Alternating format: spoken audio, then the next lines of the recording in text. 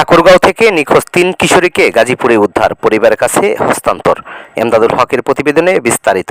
ঠাকুরগাঁও সদর থানা এলাকায় ৩ কিশোরী রহস্যজনকভাবে বাড়ি থেকে বের হয়ে গাজীপুরের বোটবাজার এলাকায় এসে পৌঁছায়। পরে গাছা থানার ওসি ওহিদুজ্জামানের নেতৃত্বে পুলিশের একটি টিম তাদের উদ্ধার করে পরিবারের কাছে হস্তান্তর করে।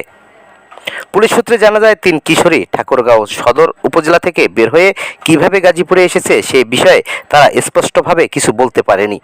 পরে গাজীপুরের বোটবাজার এলাকা তাদের সন্দেহজনক অবস্থায় দেখতে পেয়ে স্থানীয়দের সহায়তা গাছা থানা পুলিশ তাদের উদ্ধার করে।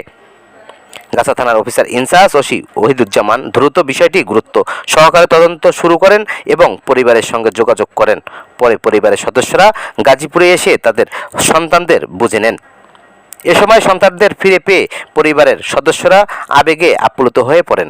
তারা পুলিশ প্রশাসনের প্রতি কৃতজ্ঞতা প্রকাশ করেন।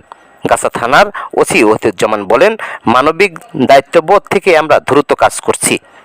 শিশুদের নিরাপদে পরিবারের কাছে ফিরিয়ে দিতে পেরে আমরা আনন্দিত। 16 বাংলা টিভি, আবহমান বাংলার